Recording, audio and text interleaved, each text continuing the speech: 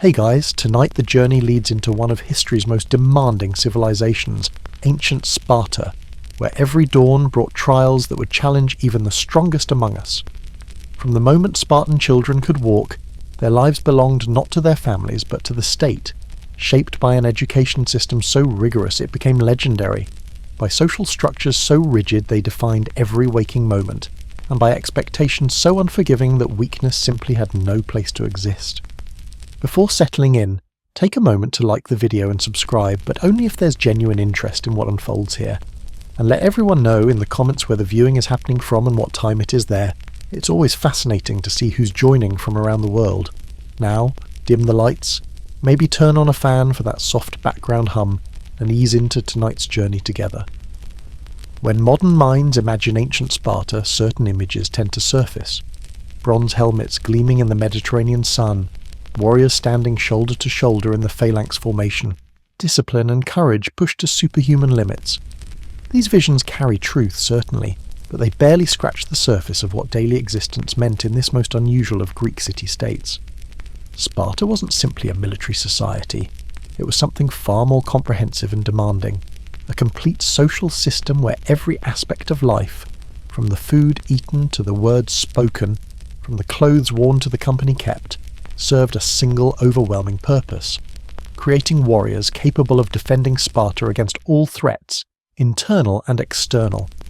This society, flourishing roughly from the 8th century BCE until its decline in the 4th century BCE, represented one of history's most radical social experiments. Other Greek cities valued commerce, art, philosophy, and individual achievement. Sparta valued one thing above all: collective military excellence. Everything else was subordinated to this goal, sacrificed on the altar of martial supremacy.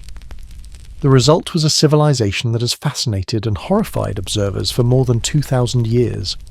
Ancient Greeks themselves were both awed and disturbed by Sparta. Philosophers like Plato admired Spartan discipline and social order while criticizing their narrow focus. Historians like Herodotus recorded Spartan deeds with a mixture of respect and unease. Modern scholars continue to debate whether Sparta represented an admirable alternative to Athenian democracy, or a cautionary tale about militarism taken to its logical extreme. Understanding Sparta requires looking beyond the battlefield heroics celebrated in popular culture.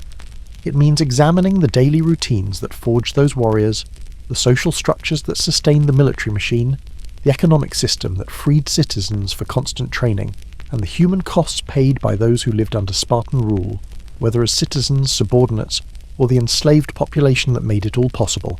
The landscape itself shaped Sparta's character. Located in Laconia, in the southeastern Peloponnese, Sparta occupied a fertile valley surrounded by mountains.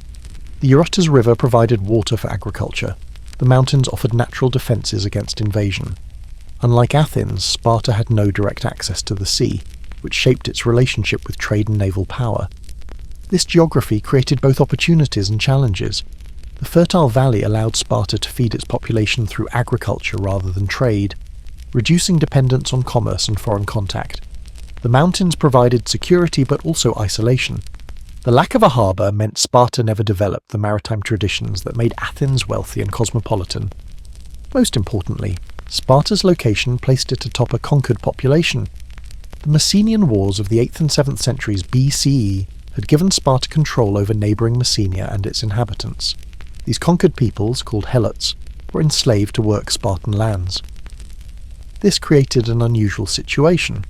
Spartan citizens were dramatically outnumbered by their own enslaved population, perhaps by as much as 10 to 1. This demographic reality shaped everything about Spartan society. The constant fear of helot rebellion, justified by actual revolts, including a major uprising in the mid-7th century BCE, drove Sparta's obsessive focus on military readiness. Every Spartan had to be a warrior because the alternative was being overwhelmed by those they had conquered. The society that developed in response to this situation was unlike anything else in the Greek world. Where other cities allowed citizens considerable freedom in how they lived, Sparta regulated nearly everything. Where others celebrated individual achievement, Sparta demanded conformity to collective standards. Where others valued wealth and its display, Sparta restricted personal property and ostentation. The system was called the Spartan Agoge when referring to education, but really the entire society functioned as one vast training program, beginning at birth and ending only with death. Every institution, every custom, every aspect of daily life served to create warriors who would neither flee in battle nor allow hell at rebellion. Tonight's exploration begins at dawn in ancient Sparta, following the rhythms of a day that would test anyone accustomed to modern comfort. From the moment the sun's first light touched the Eurotas Valley until darkness fell again, every hour brought demands that would challenge body, mind and spirit. The journey moves through a single day, examining the routines, expectations and hardships that defined Spartan existence. This isn't a story of heroes in shining armour, it's an account of ordinary people, if any Spartans could be called ordinary, living under extraordinary demands. It's about children torn from their families, young men enduring training that pushed bodies to their limits, adults whose entire existence revolved around military readiness, and the enslaved population whose labour made it all possible. The Spartan day reveals a society that sacrificed nearly everything: comfort, privacy, family bonds, individual ambition, in pursuit of a single goal. Whether that sacrifice was noble or tragic, necessary or excessive, remains debatable. What's undeniable is that the resulting society was unlike anything before or since, a civilization that turned human beings into something simultaneously awe-inspiring and disturbing. So settle in, perhaps with appreciation for the freedoms and comforts of contemporary life, and prepare to discover why ancient Sparta, for all its legendary reputation, was a place where few modern people would willingly choose to spend even a single day. The Spartan day began not with gentle awakening, but with abrupt transition from darkness to activity. There were no alarm clocks, no gradual rousing, no moments of comfortable drowsiness before facing the day. Instead, the first light of dawn brought immediate demands that had to be met without complaint or hesitation. For Spartan boys enrolled in the Agoge, the educational system that began at age 7 and continued until 30, the morning started in the communal barracks where they slept. These were not comfortable dormitories, but Spartan in the truest sense of the word, bare structures offering minimal shelter from the elements. The boys slept not on beds, but on rough pallets. They had made themselves from reeds gathered from the Eurotas River, broken by hand without the use of knives. The reeds provided minimal cushioning against the hard ground. In winter, boys were permitted to mix some thistledown with the reeds, for slight additional warmth, a concession that was considered generous within the harsh system. There were no blankets beyond thin cloaks that served as both daytime garments and nighttime covers. The buildings themselves were designed to be cold, deliberately uncomfortable, hardening the boys against weather and discomfort. At dawn, boys would be roused by their instructors, called paidonomos, overseers of children. There was no time for gradual awakening. The transition from sleep to activity was immediate. Any boy who moved slowly or showed reluctance faced immediate correction, not through kind words, but through physical discipline that left no doubt about expectations. The first activity was a cold wash. Spartan boys bathed in the Eurotas River regardless of season, plunging into water that could be icy in winter. The purpose wasn't primarily cleanliness, but hardening, teaching bodies to function in discomfort. There was no soap, no leisurely bathing, just a quick immersion followed by air drying or rubbing down with the same thin cloak that served all purposes. Food came next, and here Sparta's famous austerity was immediately apparent. Breakfast was minimal, often nothing more than barley meal mixed with water into a thick paste. This black broth, famous throughout Greece for its unappetizing nature, was the staple of Spartan diet. Made from barley, lard, salt and vinegar, it was nutritious but deliberately unpalatable, designed to make eating purely functional rather than pleasurable. The portions were carefully calibrated to be insufficient. Spartan educational theory held that hunger sharpened boys, making them cunning and resourceful. The deliberate undernourishment wasn't mere cruelty but calculated policy. Boys were expected to supplement their official rations by stealing food, an activity that was tacitly encouraged as training in stealth and resourcefulness. However, being caught stealing brought severe punishment. The crime wasn't stealing itself but getting caught, revealing insufficient skill in deception. This created a strange moral universe where theft was simultaneously required and punishable, teaching boys to be both bold and careful, to take risks while managing consequences.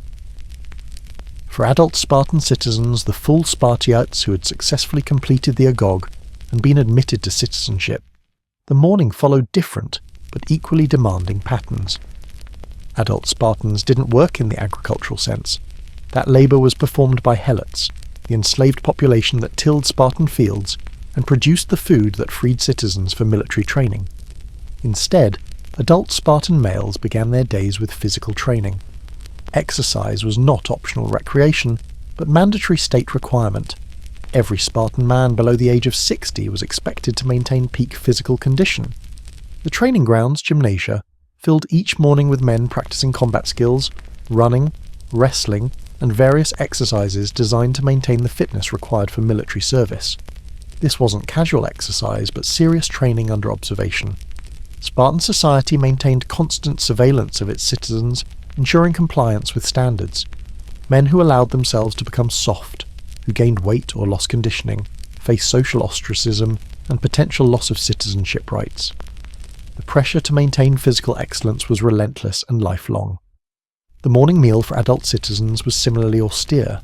Spartans ate their main meal in the evening at their syssitia, the communal mess groups that formed the foundation of Spartan social structure. Morning and midday food was minimal, functional sustenance to fuel training. Luxury was not merely discouraged, but actively prohibited. Even wealthy Spartans, and some were quite wealthy in land and helots, lived outwardly simple lives. For Spartan women, dawn brought different but equally structured responsibilities. Spartan women were unique in the Greek world for their relative freedom and the physical training they received. Unlike Athenian women, who lived largely confined to household quarters, Spartan women moved freely, owned property, and engaged in athletic training. However, this freedom existed entirely within Sparta's military framework. Women trained to be strong mothers who would bear strong sons. They exercised publicly, engaging in running, wrestling, and other athletics designed to develop robust physiques. Contemporary Greek sources from other cities expressed shock at Spartan women's athletic activities and their wearing of short tunics that revealed their legs, but Spartans considered this practical and necessary. Spartan women managed households and estates while their husbands lived in military barracks. They oversaw helots, managed agricultural production, and maintained family property. This gave them considerable practical authority and economic power unusual for Greek women. Yet this too served the state's military purposes, ensuring that men could focus entirely on training and warfare, while domestic affairs remained organised. For helots, the enslaved agricultural workers who formed the foundation of Sparta's economy, dawn meant something entirely different. Their day began with hard agricultural labour, working land they did not own for masters who could mistreat or even eliminate them with minimal consequence. Helots had no rights, no protection, no hope of freedom except in rare circumstances. The helot condition was particularly harsh because, unlike slaves in other Greek cities who might come from various conquered peoples and have no previous connection to their place of enslavement, helots were the original inhabitants of the land they now worked. They were ethnically Greek, sharing language and culture with their masters, yet reduced to permanent servitude. This created resentment that simmered constantly beneath Spartan society. Each year, Sparta's ephors, the 5 elected officials who held executive power, formally declared war on the helots. This wasn't actual warfare, but a legal fiction that allowed Spartans to eliminate helots without religious pollution. Under this perpetual state of declared war, young Spartans in training could hunt and eliminate helots as practice, creating a climate of terror that kept the enslaved population cowed. The morning thus brought different realities to different Spartans, but all shared the common thread of lives structured entirely by the state's demands. There was no private sphere where individuals could retreat from communal oversight. Every action, from dawn until night, occurred under observation and judgment by fellow citizens who enforced conformity to Spartan standards. The physical environment reinforced this austerity. Unlike Athens with its magnificent Acropolis or other Greek cities with elaborate public buildings, Sparta invested little in architecture or art. The city itself was famously unwalled until the later periods, Spartans believing that their warriors were their walls. Buildings were functional but plain. There were no monuments to individual achievement, no elaborate temples, no public art celebrating anything but military glory. This physical plainness matched the spiritual austerity. Spartan religion, while following the general patterns of Greek polytheism, emphasized military deities and focused on rituals designed to strengthen warriors. The gods Spartans honored were stern and demanding, reflecting the society that worshipped them. As morning advanced toward midday, the patterns established at dawn continued. Boys in the Agoge moved from their sparse breakfast to organized training. Adults continued their exercises or attended to the limited civic business that occupied those not currently on active military duty. Women oversaw their households and helots. Helots laboured in fields or workshops. The sun climbed higher over the Laconian valley, beating down on a society organised with ruthless efficiency toward a single purpose. Every person had their assigned role. Every activity served the state's military needs. Individual desires, personal ambitions, private pleasures, all these were subordinated to collective requirements. This was dawn in Sparta, the beginning of a day that would continue in this same demanding vein until darkness brought its own challenges. Understanding this daily reality reveals why Sparta, however effective militarily, was a place few would choose to inhabit. The legendary warriors were created through systematic hardship beginning with childhood and continuing throughout life, a price paid in comfort, freedom, and human warmth that few modern people would willingly pay. The heart of Spartan society beat in the Agoge, the state-mandated education system that transformed boys into warriors through years of systematic hardship. Understanding the Agoge reveals both Sparta's military effectiveness and the human costs of creating such soldiers. This was not merely schooling, but total indoctrination, a process that took children and remade them into instruments of the state. The Agoge began officially at age 7, though Spartan conditioning started much earlier. Infants were examined by elders shortly after birth, and those deemed weak or deformed were reportedly exposed, left to die on the slopes of Mount Taygetus. Modern scholarship debates whether this practice was as widespread as ancient sources suggest, but the story itself reveals Spartan values. Only the strong deserved to live. Those who survived infancy received unusual treatment by Greek standards. Spartan babies were not swaddled tightly as was common elsewhere. Instead, they were left relatively free to move, supposedly to encourage physical development. They were bathed in wine rather than water, a practice claimed to test their constitution and strengthen them. Nurses were instructed not to indulge crying, but to let babies learn self-soothing. At age 7, the state claimed its due. Boys were taken from their families and enrolled in the Agoge. From this point forward, their primary identity was as members of age cohort groups called agelai, herds.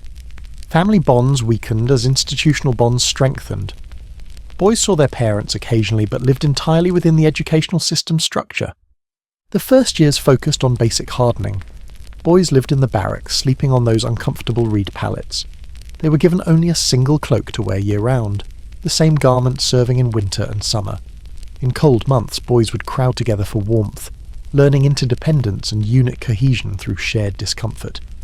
Footwear was forbidden. Boys went barefoot regardless of terrain or weather, toughening their feet until they could march over rough ground without injury. This wasn't mere tradition, but practical preparation for warfare, where endurance marching was essential and shoes might not always be available. And the deliberate undernourishment mentioned earlier was systematic. Official rations provided roughly half the calories active boys needed. The resulting hunger was intentional, designed to motivate theft and teach resource acquisition under difficult conditions. Boys learned to forage, to steal from helot farms, to take what they needed without being caught. When boys were caught stealing, the punishment was harsh. Whipping was common, administered publicly to shame the offender and teach others. One famous story tells of a Spartan boy who had stolen a fox and hidden it under his cloak. When questioned, he maintained his denial even as the fox, trapped against his body, clawed and bit through his flesh. The boy died from his injuries but never confessed, supposedly showing the proper Spartan spirit of enduring pain rather than admitting failure. Physical training intensified as boys grew. Combat skills were taught from early ages: how to hold a spear, how to maintain position in the phalanx, how to use the short sword for close fighting. Boys practiced constantly, developing muscle memory and coordination. Wrestling taught them close combat skills and how to use leverage against stronger opponents. Running was emphasized heavily. Spartans were famously fast and could maintain speed over long distances. Boys ran constantly, both as training and as punishment. The terrain around Sparta, with its hills and valleys, provided natural resistance training. Boys who couldn't keep pace faced mockery and physical correction that motivated improvement. Swimming received attention as well, though Sparta's inland location meant this was practiced in rivers rather than the sea. The Eurotas River served as training ground, teaching boys to cross water obstacles while carrying weapons and equipment, a skill valuable in military campaigns. Mental education received far less emphasis than physical training. Spartans were famously laconic, speaking briefly and to the point. The word laconic itself derives from Laconia, Sparta's region. Boys were taught to express themselves clearly and concisely, to avoid unnecessary words, to value substance over rhetoric. This stood in stark contrast to Athens, where rhetoric and eloquence were highly prized. Spartans viewed elaborate speech with suspicion, seeing it as potentially deceptive or manipulative. The ideal Spartan spoke little but meant every word. Famous examples of Spartan brevity filled ancient anthologies. When Philip II of Macedon sent a message warning, "If I invade Laconia, I will drive you out," the Spartan reply was simply, "if." Literacy was taught but not emphasized. Spartans could read and write but didn't produce the philosophy, drama, poetry or historical writing that other Greek cities valued. The lack of emphasis on letters was deliberate, preventing citizens from being distracted by intellectual pursuits that might undermine military focus. Music received more attention, but specifically music that served military purposes. Spartans used flutes and rhythmic songs during military maneuvers, keeping phalanx formations coordinated. Boys learned these military rhythms and songs.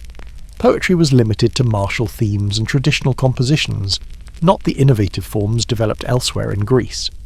As boys reached adolescence, training intensified further. Teenage youths in the Agoge faced increasingly demanding physical challenges. They were sent on survival expeditions, turned loose in the countryside with minimal supplies and expected to survive by their wits.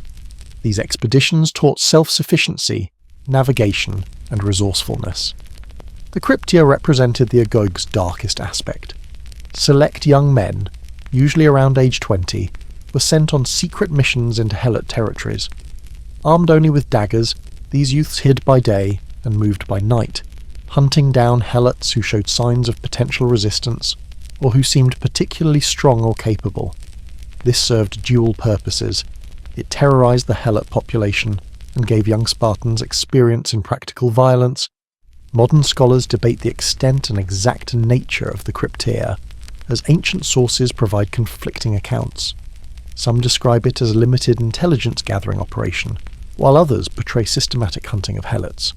Whatever the precise truth, the practice clearly involved young Spartans in activities designed to inure them to violence against other humans and to maintain Helot subjugation through fear. Throughout the Agoge, competition was constant. Boys competed in everything: running, fighting, endurance tests, even competitions in enduring pain without complaint. The winners received honours and privileges. The losers faced scorn and punishment. This competitive environment created strong social hierarchies within age groups and motivated constant striving for excellence. Relationships between boys and older youths or men formed another controversial aspect of the Agoge. Ancient sources describe mentorship relationships between younger and older males that had romantic or intimate dimensions. These relationships were formalized and approved by Spartan society, seen as part of the educational process where older males guided younger ones toward proper Spartan values. The exact nature of these relationships remains debated by scholars.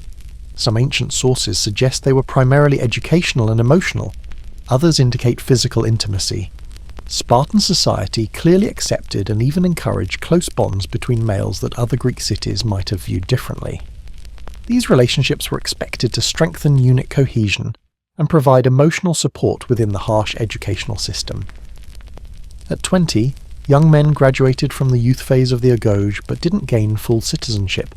Instead, they entered a 10-year probationary period where they continued training while beginning military service. They lived in military barracks, not private homes, and ate in their syssitia, communal mess groups. Even after marriage, which typically occurred around age 30, men continued spending most of their time with their military units rather than their families. Full citizenship came at 30, after completing the entire educational and training program successfully. But even then, the Agoge's influence persisted. The values it instilled, the physical conditioning it created, the mindset it fostered, all these remained. Spartans were shaped by the Agoge for life, their personalities and capabilities moulded by decades of systematic hardship. The system produced remarkable military effectiveness.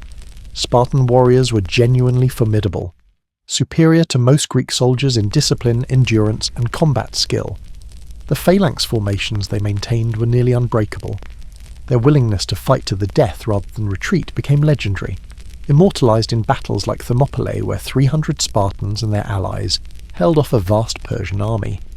But the human costs were substantial.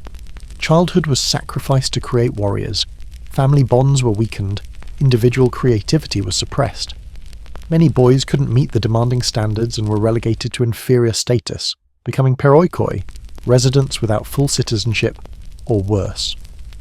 The psychological toll of years of hardship, competition, and violence against helots must have been considerable.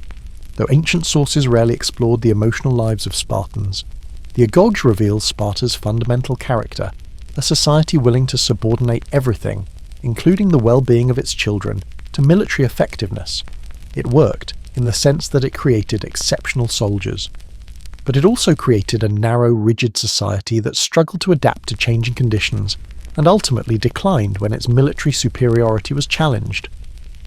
Understanding the Agoge helps explain both why Sparta achieved such legendary military success, and why few societies ever attempted to replicate its educational system. The costs were simply too high, and most civilizations valued too many other things: family bonds, individual development, intellectual growth, personal freedom, to sacrifice them so completely at the altar of military power. The hours between dawn and dusk followed patterns so regimented that individual Spartans had little autonomy over how they spent their time. Every phase of life came with prescribed activities, and deviation from these routines brought swift social consequences. Understanding these daily patterns reveals how completely Sparta controlled its citizens' lives. For boys and young men still in the Agoge, the day after the morning meal was filled with organized activities under constant supervision. Physical training occupied most hours. Boys might spend several hours practicing phalanx formations, learning to move in perfect coordination with their age mates. The phalanx, a tight formation of heavily armed infantry, required absolute synchronization. Individual warriors had to maintain their position regardless of what happened around them. Training emphasized repetition until movements became automatic. Boys learned to advance in formation, to wheel and turn while maintaining cohesion, to stand firm when charged. They practiced with wooden weapons initially, graduating to real bronze spears and shields only as they proved competent. The Spartan shield was large and heavy, designed to protect not just the warrior carrying it, but also the man to his left, reinforcing the principle that each Spartan's survival depended on his neighbours. Wrestling and combat drills filled additional hours. Boys paired off to practice techniques, with instructors circulating to correct errors and push for improvement. The practice was rough, and injuries were common. A boy who couldn't endure the physical demands faced constant correction, until he either improved or washed out of the program. Midday brought little respite. While many ancient societies observed a break during the hottest hours, Spartans continued training, deliberately exposing boys to discomfort. Heat exhaustion was not coddled, but treated as another weakness to overcome. Boys learned to function through discomfort, a skill essential for soldiers who might need to fight in any conditions. The afternoon meal, when it occurred, was barely more substantial than breakfast. Again, calculated hunger drove boys to seek additional food through foraging or theft. The stolen meals, eaten quickly before anyone could discover the theft, taught boys to seize opportunities and to eat efficiently without the leisurely dining that other Greeks practiced. Some afternoon hours were devoted to activities that might seem surprising in such a military society. Music and dance held importance, but only forms that served military purposes. Spartan war dances, performed in formation with weapons, taught coordination and rhythm while celebrating military prowess. The dances were athletic and demanding, Another form of training disguised as cultural activity. Competitions filled many afternoons. Spartans competed constantly in running, wrestling, throwing weapons, enduring pain, and numerous other challenges. These competitions weren't mere entertainment, but served to identify the strongest and most capable, while motivating others to improve. Winners received honour and recognition. Losers faced shame that motivated harder training. As boys reached adolescence, intellectual components entered their training, though these remained minimal compared to other Greek cities. Boys learned to read and write, but literacy was purely functional, a tool rather than a pathway to culture. No one became a scholar in Sparta. The few Spartan thinkers mentioned in Greek philosophy were exceptions whose intellectual interests were barely tolerated. Rhetoric received attention, but in a distinctly Spartan style. Boys learned to speak concisely and pointedly, to cut through nonsense and express thoughts clearly. Elaborate speeches were viewed with suspicion. Spartans prided themselves on saying much with few words, on substance over style. Boys practiced this brevity constantly, learning to compress meaning into minimal language. For adult male citizens, the daily routine combined continued training with limited civic responsibilities. Men who were not on active military campaigns spent mornings in physical exercise, as mentioned earlier. Late mornings and early afternoons might involve civic duties for those holding office, or serving in the Gerousia, the council of elders that shared power with Sparta's two hereditary kings. The syssitia system structured much of adult life. Every Spartan citizen belonged to a communal mess group of typically 15 men. These groups ate dinner together every evening, contributing set amounts of food from their estate's production. The contribution requirements were substantial enough that citizens who couldn't provide their share lost their citizenship status, becoming inferior perioikoi. The syssitia served multiple purposes. They reinforced social bonds between citizens who would fight together in battle. They maintained equality by requiring all citizens to eat the same simple food, regardless of personal wealth. They kept men focused on communal rather than family life, and they maintained surveillance, as each citizen observed all the others constantly, reinforcing conformity to Spartan standards. The evening meal at the syssitia was the day's main sustenance. The food remained deliberately simple. That infamous black broth was the primary dish, supplemented by small amounts of meat, cheese, figs, and wine heavily diluted with water. One visitor from another Greek city reportedly tried the black broth, and remarked that he now understood why Spartans were so willing to die in battle, death being preferable to such cuisine. The portions, while more substantial than the minimal morning and midday meals, were still controlled. Spartans ate enough to maintain function, but not enough to become comfortable or satisfied. The deliberate austerity extended even to this communal dining, where citizens might have indulged had regulations not prevented it. Conversation at syssitia was carefully structured. Men discussed military matters, civic issues, and matters of state. Personal matters were minimized. The ideal was serious discussion focused on collective interests. Jokes were permitted but had to be clean and brief, not the extended humorous storytelling popular in other Greek cities. Young men seeking admission to full citizenship at age 30 had to be approved by their syssitia. This gave the mess group substantial power over who achieved full Spartan status. Men whose conduct, capability, or character was deemed insufficient could be rejected, remaining in inferior status despite having completed the Agoge's training. This peer review system maintained standards and enforced conformity. After the evening meal, men didn't return home to families but remained in their barracks. Even married men with wives and children lived primarily with their military units. Marriages were contracted and children conceived, but family life was deliberately minimized. Some young husbands reportedly snuck away to visit their wives secretly, but this was technically forbidden and had to be done furtively. This separation of men from family life had profound effects on Spartan society. Women managed households and estates largely independently. Children grew up with absent fathers. The bonds between husbands and wives were attenuated compared to other Greek cities where family life was central. The state, through the military unit and the syssitia, was the primary social structure, not the family. For Spartan women, daily routines were more varied than men's, but still structured around state purposes. Mornings might include physical training. Women exercised together. maintaining the fitness that would allow them to bear healthy children. They participated in running competitions, wrestling matches, and throwing contests, developing athletic capabilities unusual for Greek women. The rest of the day involved managing estates, directing helot labour, and overseeing domestic production. Spartan women controlled significant wealth and property. With men focused entirely on military matters, women handled practical affairs. They negotiated with helots about agricultural production, managed stored grain and other supplies, and made decisions about estate management. Women also had considerable social freedom compared to women in other Greek cities. They moved publicly without restriction, conversed freely with men other than their husbands, and expressed opinions on civic matters. Ancient visitors from other cities sometimes criticized Spartan women as too outspoken and too visible, but Spartans considered this proper necessary for women who had to manage affairs while men trained and fought. Girls' education received more attention in Sparta than elsewhere in Greece. While they didn't go through the Agoge, girls received physical training and basic education.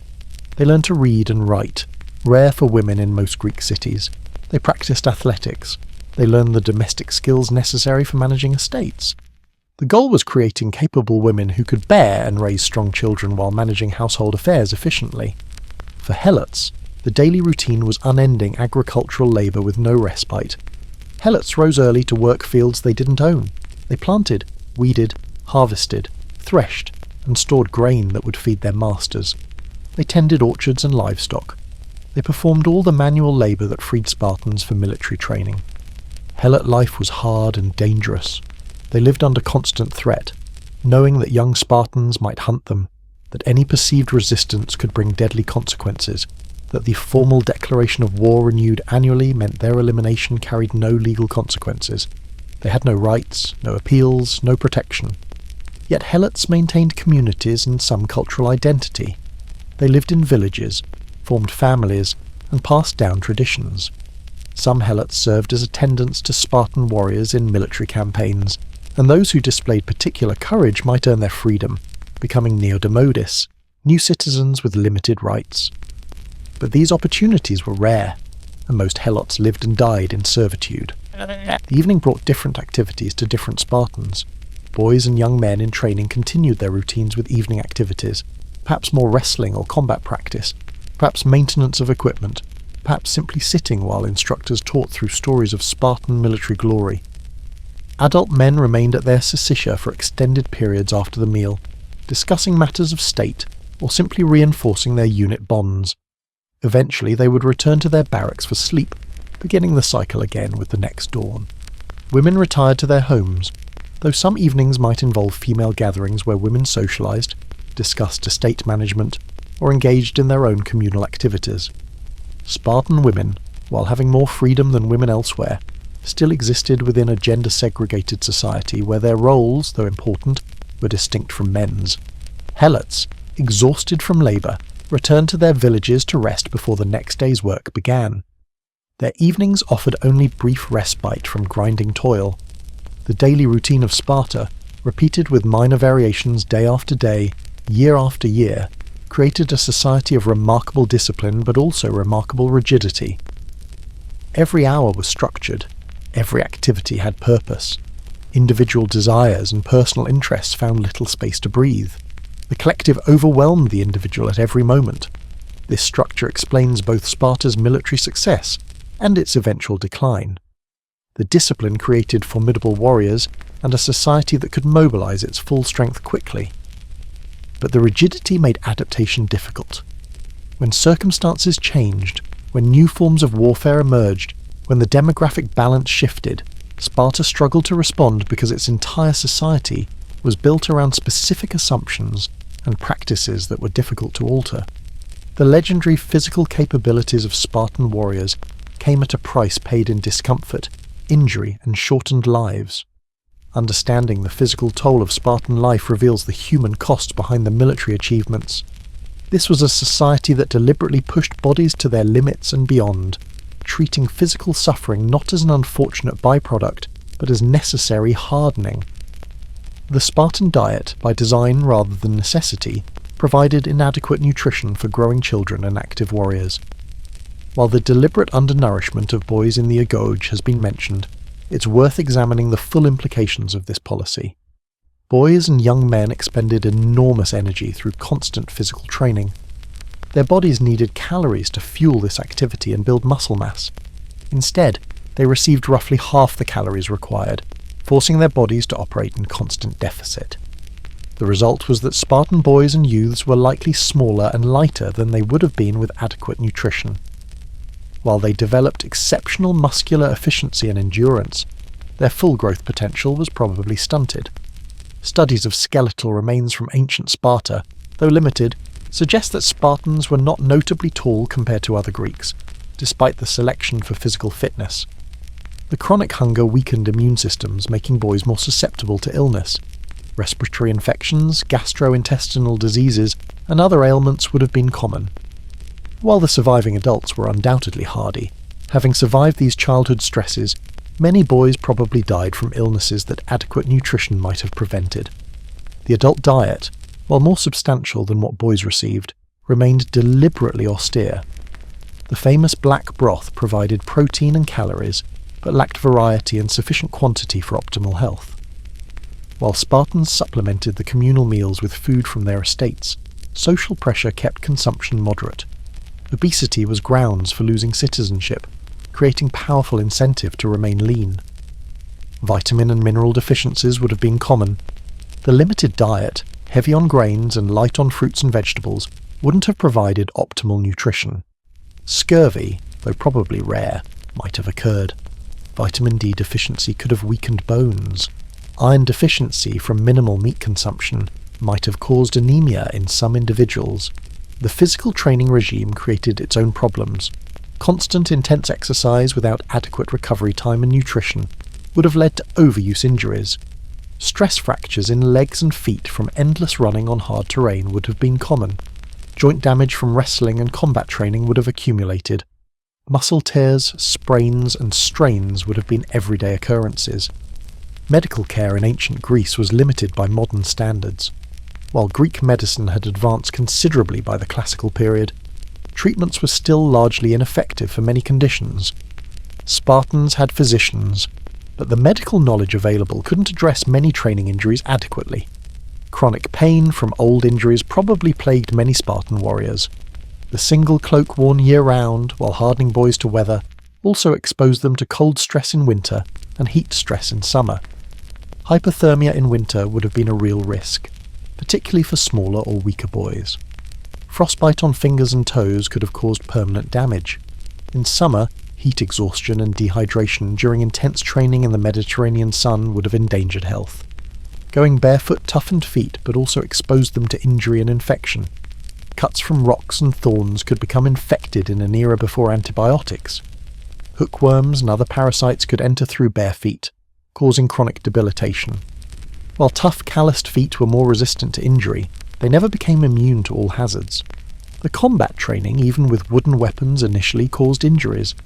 Boys struck each other with practice weapons, learning to give and receive blows. Broken bones, particularly fingers and ribs, would have been common. Dislocations of shoulders and other joints occurred. These injuries healed, but often imperfectly without modern orthopedic medicine.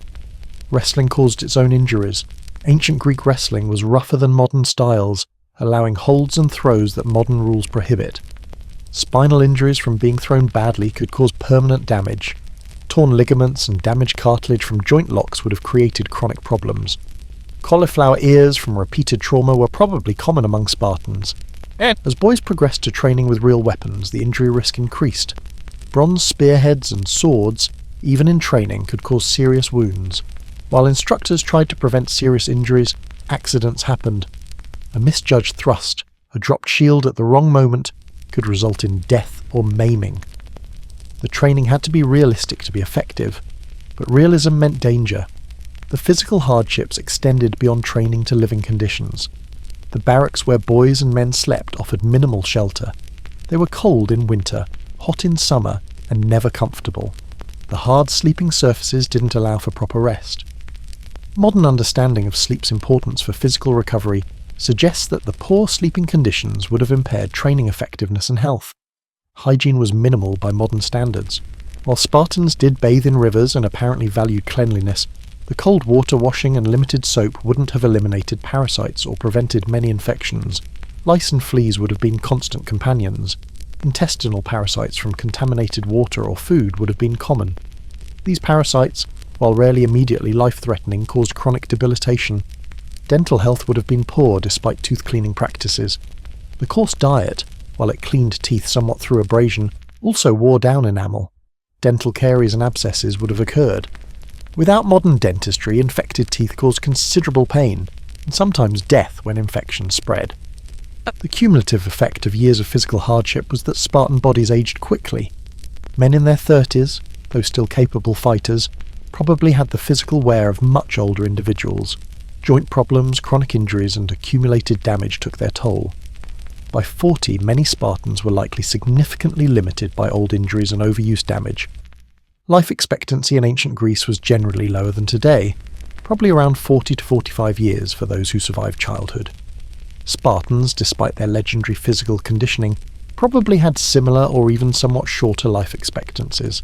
The constant physical stress, inadequate nutrition during growth years, and accumulation of injuries would have shortened lives. Combat wounds added another layer of physical hardship. Spartans fought numerous battles throughout their history.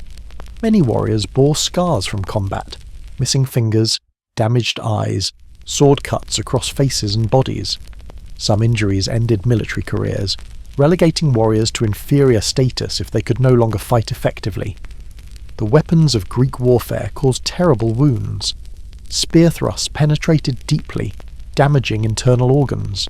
Sword cuts severed limbs. Sling stones and arrows caused crushing injuries and penetrating trauma. Even warriors who survived battles often bore permanent damage that affected the rest of their lives. Spartan medicine could set broken bones, cauterize wounds, and remove some embedded weapons, but it couldn't prevent infections or repair extensive tissue damage. Many warriors who survived initial wounds died days or weeks later from infections that modern antibiotics would easily cure. Those who survived often bore disabilities that made daily life difficult.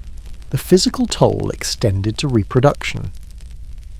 While Spartan women were healthier and more physically capable than women in most Greek cities, childbirth still carried significant risks.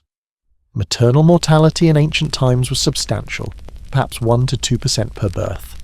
Women who bore multiple children faced these risks repeatedly. Many Spartan women died in childbirth, or from related complications. Children born to physically stressed parents might have inherited some complications. Mothers undernourished during pregnancy bore smaller babies. Fathers who had been malnourished during their own growth might have passed on some effects. The generational effects of the Spartan lifestyle would have accumulated.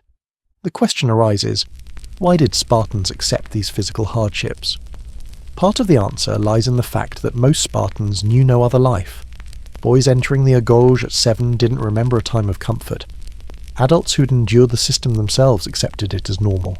The culture provided no space for questioning whether the physical costs were too high. Another part of the answer is that the hardships produced results. Spartan warriors genuinely were superior fighters. The physical conditioning, pain tolerance, and endurance created through years of hardship made them formidable. For a society convinced that only military excellence could ensure survival against the helot threat and external enemies, the physical costs seemed justified by military outcomes. Yet the costs were real and substantial. Spartan excellence was built on broken bones, malnourished children, chronic injuries, and shortened lives. The legendary warriors endured not just the dangers of battle, but decades of systematic physical hardship that shaped and damaged their bodies. Understanding this price makes Spartan achievements more impressive but also more tragic, a reminder that military excellence can be purchased but comes at a cost that many societies wisely refuse to pay. Beyond the physical hardships, Sparta demanded psychological and social sacrifices that shaped every aspect of existence. The society's obsessive focus on conformity, its comprehensive surveillance, and its suppression of individual expression created an environment where personal freedom existed only in the narrowest sense. Understanding these social controls reveals why Sparta, despite producing legendary warriors, was fundamentally inhospitable to most forms of human flourishing. The greatest social sacrifice Spartans made was family. The Agoge deliberately weakened family bonds from age 7 onward. Boys saw their parents occasionally but lived entirely within institutional structures. The emotional warmth, security, and individual attention that families provide were replaced by the harsh, competitive environment of military training. Mothers were expected to embrace this system without complaint. The famous story of Spartan mothers sending their sons to battle with the command, "Come back with your shield or on it," meaning return victorious or dead, encapsulates the expected attitude. Mothers who grieved openly for sons lost in training or battle faced social censure for placing personal feelings above state interests. Fathers living in military barracks and seeing little of their families couldn't provide guidance or emotional support to their children.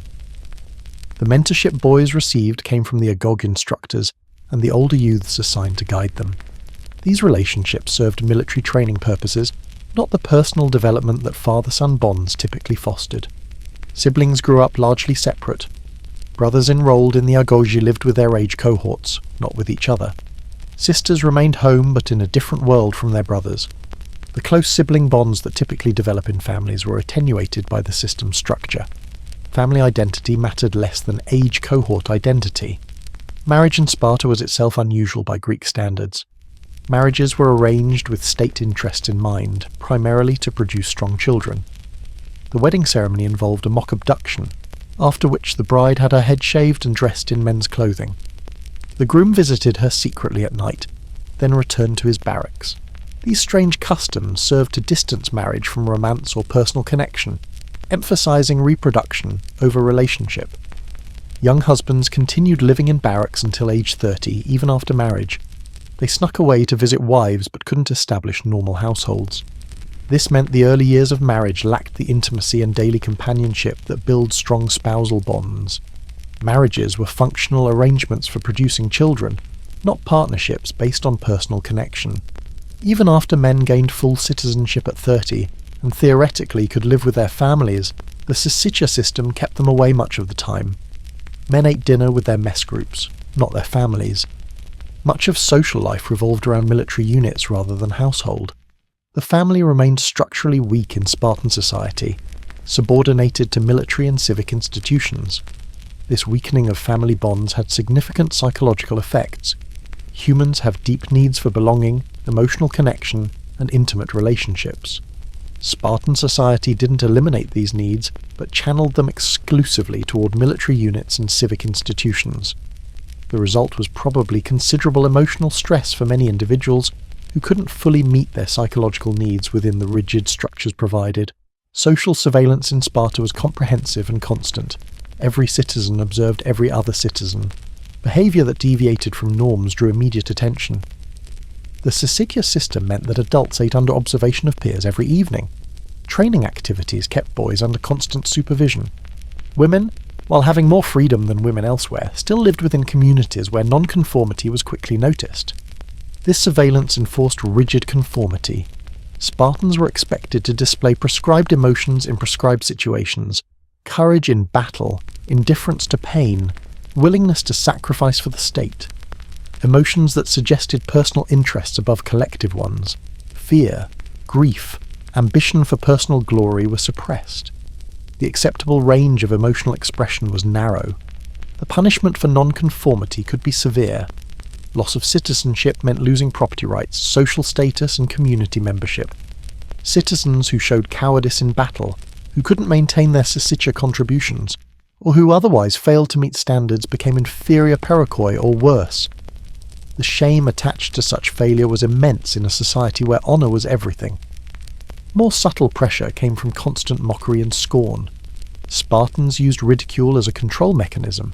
Those who showed weakness, who complained about hardship, or who expressed unconventional thoughts faced merciless mockery. This social pressure enforced conformity more effectively than formal punishment in many cases. Individual ambition was particularly suspect. In most societies, outstanding individuals are celebrated and their achievements highlighted. In Sparta, standing out was dangerous. The collective was everything. A warrior who excelled in battle couldn't claim personal glory but had to attribute success to unit cohesion and training.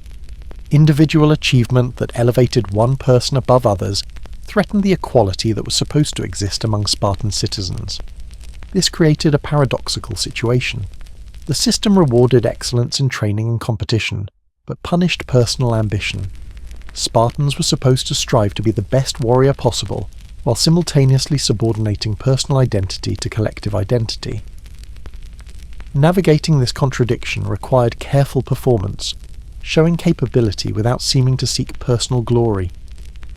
Intellectual and artistic pursuits faced particularly strong suspicion. Sparta produced almost no philosophers, poets, playwrights, or artists. The few Spartans who showed intellectual interests were viewed as oddities or threats. The society valued physical prowess and military skill almost exclusively. Intelligence applied to military problems was valued. Intelligence applied to questioning the system or exploring alternative ideas was dangerous. This anti-intellectualism stunted Spartan culture. While Athens produced Socrates, Plato, Aristotle, and numerous other thinkers who shaped Western philosophy, Sparta produced warriors. While Athens created drama that's still performed today, Sparta created military formations. The cultural legacy of Sparta is almost entirely military, reflecting its narrow focus. The suppression of artistic and intellectual life meant that Spartans had limited outlets for creativity and self-expression. The human need to create, to explore ideas, to make art, was channeled entirely into military activities or suppressed. For individuals with intellectual or artistic inclinations, Spartan society must have been stifling. Gender segregation structured Spartan life comprehensively. Men and women lived largely separate lives, interacting primarily for reproduction. Men lived in their military world, women in their domestic world. While this segregation existed in other Greek cities, Sparta's version was particularly extreme due to men living in barracks rather than homes. Romantic love between men and women had little place in this system. Marriages were functional, focused on producing children for the state. The passionate romantic relationships celebrated in Greek poetry and mythology were foreign to Spartan culture. Love, to the extent it was acknowledged, was supposed to exist between military comrades, not between spouses. This had psychological implications. Humans have needs for intimate connection, for relationships based on personal affection, rather than functional roles. The Spartan system frustrated these needs, or channeled them into the approved male mentoring relationships. The emotional cost of this arrangement probably affected many Spartans, though the sources rarely explore such personal matters. Old age brought no relief from social pressure. Even men over 60, who were excused from active military service, remained under observation and expectation. Elders were supposed to display the same Spartan virtues, showing no weakness, no complaint about physical decline. The Gerousia, the Council of Elders, consisted of men over 60 elected for life, but membership was limited to 28 men plus the 2 kings. Most old Spartans had no formal role beyond serving as examples.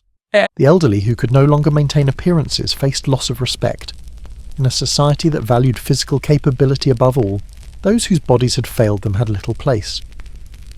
While respected for past service, old Spartans who became dependent or infirm faced potential marginalization. Death itself was handled in characteristically Spartan fashion.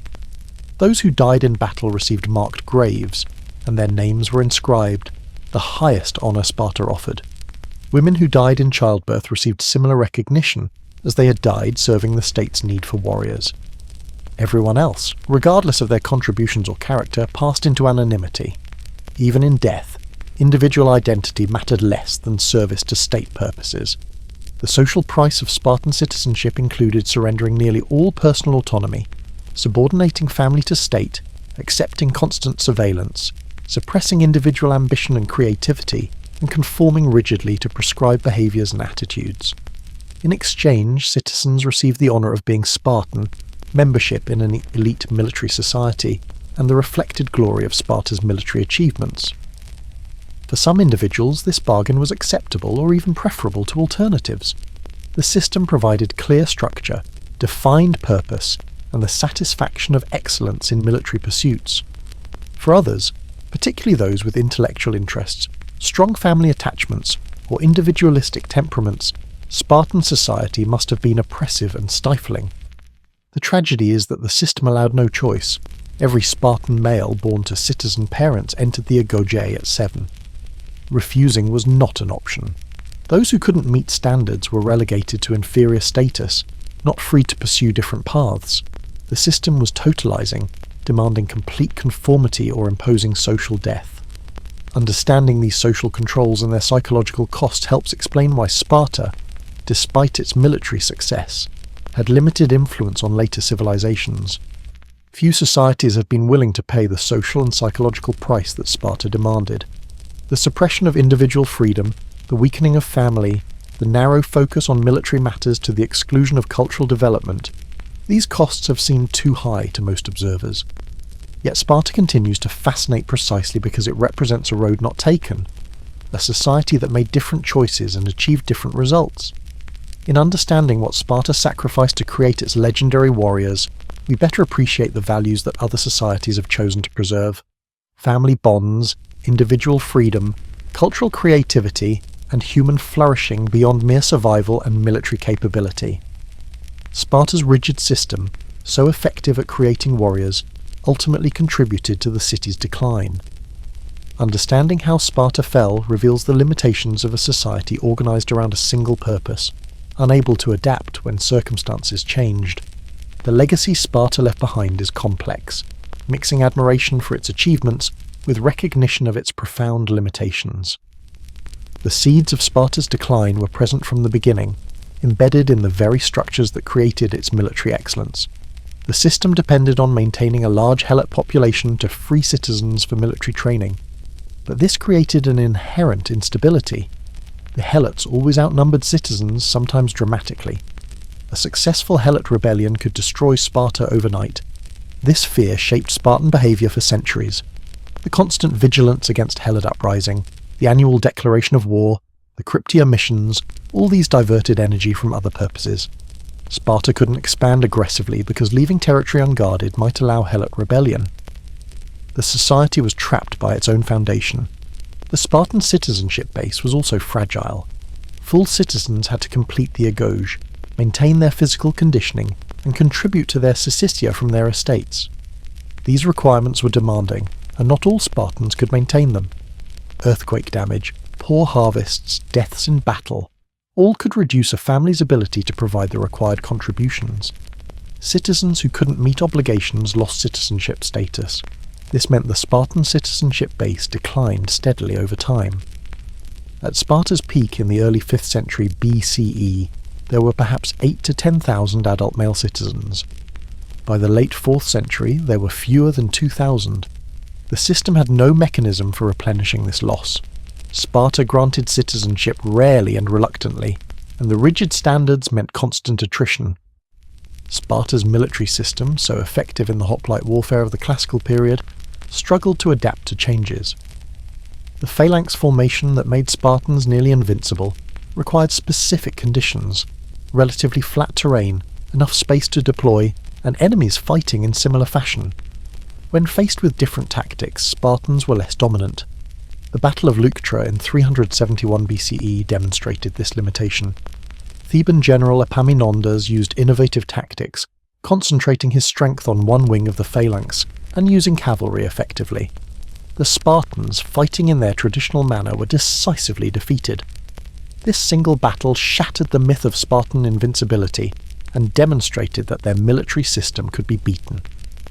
Sparta's response to this defeat revealed its deeper problem: inflexibility. Rather than adapting tactics, studying new approaches, or innovating to match enemies, Sparta tried to fight as it always had. The rigid educational system that created excellent phalanx warriors hadn't developed the flexibility needed to respond to changing warfare. The political structure also created problems. Sparta had a complex government involving 2 hereditary kings, a council of elders, 5 annually elected ephors, and an assembly of citizens. This system created checks on power, but also paralysis when decisive action was needed. The 2 kings sometimes disagreed and opposed each other. The ephors could block royal initiatives. Decision-making was slow and difficult. The economic foundation was equally problematic. Sparta produced little beyond agricultural products. It engaged in minimal trade and produced almost no manufactured goods. While this created self-sufficiency and avoided the corrupting influence of commerce that Spartans feared, it also meant Sparta had limited wealth compared to trading cities like Corinth or Athens. The prohibition on coinage and restrictions on personal wealth were intended to maintain equality among citizens, but they also prevented economic development. Spartans couldn't accumulate wealth through trade or commerce. The only wealth came from landholdings, and these were largely fixed. The economy was static in a world where other cities were becoming increasingly dynamic and wealthy. Sparta's narrow cultural focus meant it contributed little to Greek civilization beyond military examples. While Athens produced philosophy, drama, architecture, and art that influenced Western civilization for millennia, Sparta produced warriors whose tactics became obsolete and rigid social structures that no one wished to emulate. The demographic crisis worsened throughout the 4th century BCE. Battle casualties, reduced birth rates, and economic challenges continued reducing the citizen population. Sparta tried various measures to address this, including granting limited citizenship to some non-citizens and reducing requirements, but these measures were too little and too late. By the Hellenistic period, after Alexander the Great's conquests had transformed the Greek world, Sparta was a shadow of its former self. It maintained its traditional constitution and practices, but was no longer a major power. The rigid system that had created military excellence in one era became an antiquated curiosity in another. Roman conquest of Greece in the 2nd century BCE reduced Sparta to a provincial city. Romans admired Spartan history and allowed Sparta to maintain some traditional practices as a tourist attraction. Wealthy Romans visited to see the Spartan educational system, now a historical reenactment rather than a functioning society. Sparta became what it had never wanted to be, a museum of its own past. Despite its decline, Sparta's legacy persisted. The idea of Sparta, a militarized society of austere warriors devoted to state service, fascinated later civilizations. Sometimes this fascination was admiring, sometimes horrified, often both simultaneously. Renaissance humanists studied Sparta alongside Athens as alternative models of ancient greatness. They debated whether Sparta's military virtue or Athens's cultural achievement was more valuable. Most concluded that Athens represented a more balanced and admirable civilization, but Sparta retained respect for its military excellence and social discipline. Enlightenment thinkers had mixed views. Jean-Jacques Rousseau admired Spartan education and civic virtue, seeing it as an alternative to the commercial and corrupt societies he criticized. But other Enlightenment figures viewed Sparta as excessively militaristic and oppressive, preferring Athens's relative freedom and cultural achievements. The 19th and early 20th centuries saw particular fascination with Sparta, often for troubling reasons. Militaristic nationalist movements in various countries held up Sparta as an ideal, emphasizing discipline, sacrifice, and subordination of individual to state. The dark side of this admiration became evident when totalitarian regimes explicitly invoked Spartan models. Nazi Germany drew direct inspiration from Sparta's emphasis on martial virtue, eugenics-inspired selection, and subordination of individual to state. This association tainted Sparta's reputation, making later scholars more critical of aspects previously admired. The question became whether Sparta's achievements were worth the human costs, and most concluded they were not. Modern scholarship views Sparta more critically than earlier generations did. Historians recognize the military effectiveness, but emphasize the social costs, the narrow cultural development, the mistreatment of helots, and the system's ultimate unsustainability. Sparta serves more as a cautionary tale than an inspiring model. Yet Sparta continues to appear in popular culture, often in ways that simplify or romanticize the historical reality. Films like 300 present Spartans as freedom fighters defending civilization, a characterization that historical Spartans themselves would have found puzzling given their actual values and practices. These popular portrayals reveal more about contemporary concerns than historical reality. The truth about Sparta is more complex and less heroic than legends suggest. It was a society that achieved remarkable military excellence through a comprehensive system that controlled nearly every aspect of life. It created warriors of exceptional quality by systematically hardening them from childhood through decades of physical and psychological stress. It maintained social order, through rigid conformity and constant surveillance. But it did all this at tremendous cost. Families were weakened, individuals subordinated, culture stunted, and a vast enslaved population brutalized. The system ultimately proved unsustainable, declining not through military defeat alone, but through internal contradictions and inability to adapt. Sparta's legacy is thus ambiguous. It demonstrates that focused dedication can achieve excellence in specific domains. It shows that societies can organize themselves in radically different ways than most choose. It proves that military capability can be developed through systematic training and social organization, but it also reveals the limitations of single-minded focus, the fragility of rigid systems, and the human costs of subordinating everything to a single goal. Most societies have concluded that the Spartan bargain, trading individual freedom, cultural development, and human warmth for military excellence, is not worth making. The question Sparta poses to later generations is not whether we should emulate it. Most have wisely chosen not to, but what we can learn from its example. It shows both the heights humans can reach through discipline and sacrifice, and the costs such achievement demands. It reveals the tension between individual and collective, between freedom and security, between cultural richness and military power. These tensions remain relevant. Modern societies still debate how much individual freedom to sacrifice for collective security, how much to emphasize military preparedness versus other values, how to balance competing goods in an imperfect world. Sparta provides no easy answers but reminds us that choices have consequences, that organizing a society around one value means sacrificing others, and that military excellence alone cannot sustain a civilization. In the end, Sparta's greatest legacy may be negative rather than positive. It shows us a path we've collectively decided not to take, a set of choices we've chosen not to make. In understanding what Sparta was and what it achieved, we better appreciate the different choices most societies have made, valuing family bonds over state control, cultural development over martial excellence, individual freedom over collective conformity. As the Laconian sun sets over the valley where Sparta once stood, casting long shadows across ruins that barely hint at the society that once occupied this space, reflection on the Spartan experiment reveals themes that resonate far beyond ancient Greece. This was a civilization that made radical choices, accepting costs that most societies refuse to pay, and achieving results that continue to fascinate and disturb in equal measure. The core insight Sparta offers is that human societies can be organized in wildly different ways, each with its own logic, costs and benefits. Sparta wasn't chaotic or irrational, but rather represented a coherent system where each element supported a larger purpose.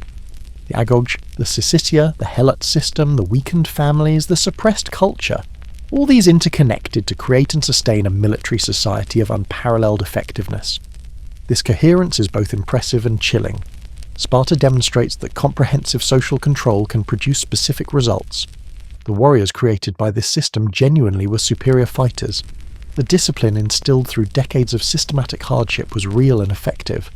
The military achievements weren't accidents, but direct products of social organization. Yet this same coherence reveals Sparta's ultimate limitation. A system organized around a single purpose becomes unable to fulfill other purposes. Sparta created warriors but not philosophers, military excellence but not cultural richness, discipline but not freedom.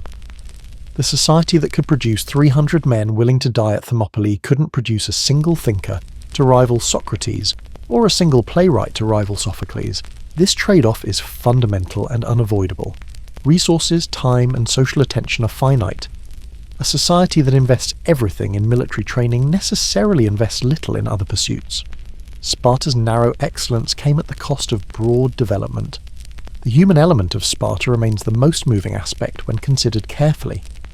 Behind the legendary military achievements were real people, boys torn from families at 7, forced through years of systematic hardship, shaped into warriors whether that suited their temperaments or not.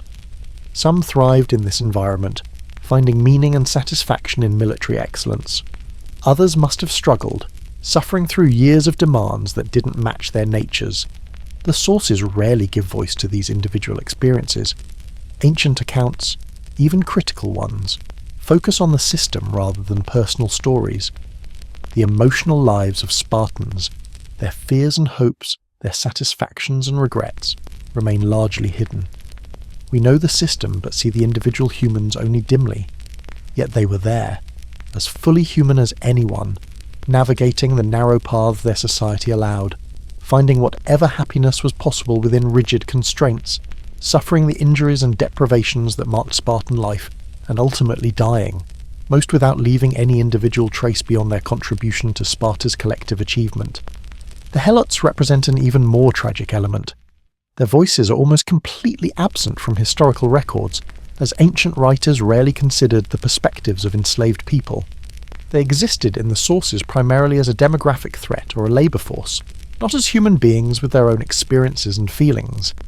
Yet they too were fully human, living under constant threat, working lands stolen from their ancestors, watching their children grow up in servitude, maintaining what cultural identity they could despite systematic oppression. Their suffering was the foundation upon which Sparta's military excellence was built, an uncomfortable truth that undermines any simple admiration of Spartan achievement. Sparta raises profound questions about values and priorities. What matters most in a civilization? Military security, cultural achievement, individual freedom, economic prosperity, social equality, human happiness? Different societies answer differently, and no society fully achieves all desirable outcomes simultaneously.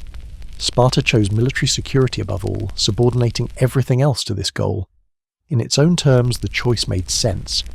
Surrounded by enemies, sitting atop a conquered population that vastly outnumbered them, Spartans reasonably concluded that only martial excellence could ensure survival. Given their situation, the Spartan system was a rational response. But the situation itself arose from earlier choices: the conquest of Messenia, the enslavement of its population. These choices created the demographic imbalance that then seemed to require the military society. There's a tragic quality to this. Sparta created the problem that its entire society was organised to address.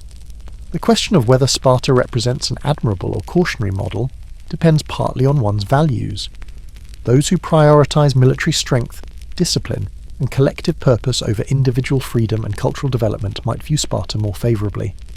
Those who value personal liberty, family bonds, and cultural richness above military prowess will view it critically.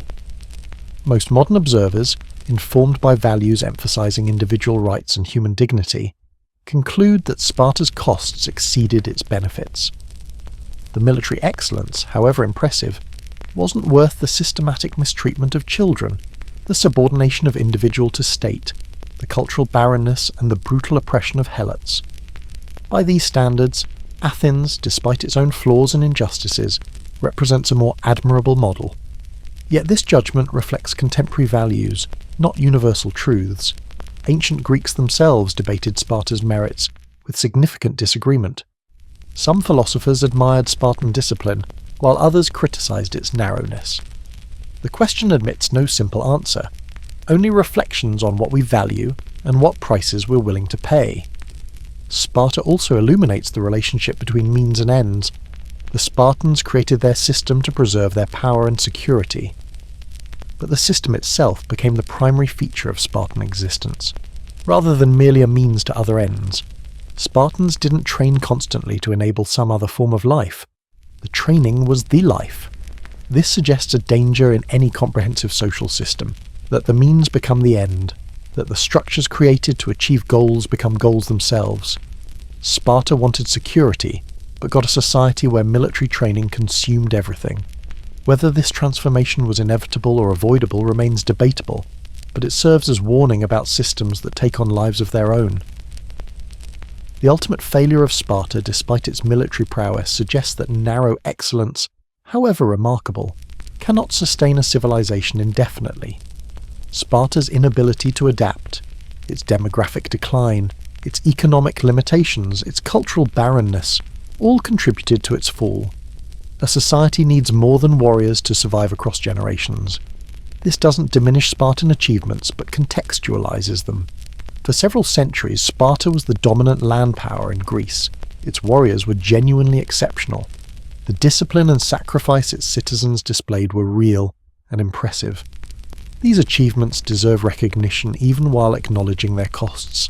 The memory of Sparta persists because it represents something rare and extreme, a society that made choices most others wouldn't make, that pushed human capability to remarkable levels through systematic hardship, that demonstrated both human adaptability and human cost.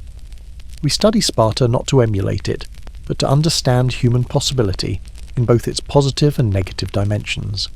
In contemporary relevance, Sparta reminds us that security concerns can drive societies toward increasing control and militarization. The question becomes whether such trends are necessary or excessive, whether they truly enhance security or simply create new problems. Sparta suggests that security achieved through comprehensive social control and constant military readiness may be self-defeating in the long term. It also raises questions about education and child rearing. Modern societies debate how much to emphasize discipline versus freedom, collective values versus individual development, standardization versus creativity.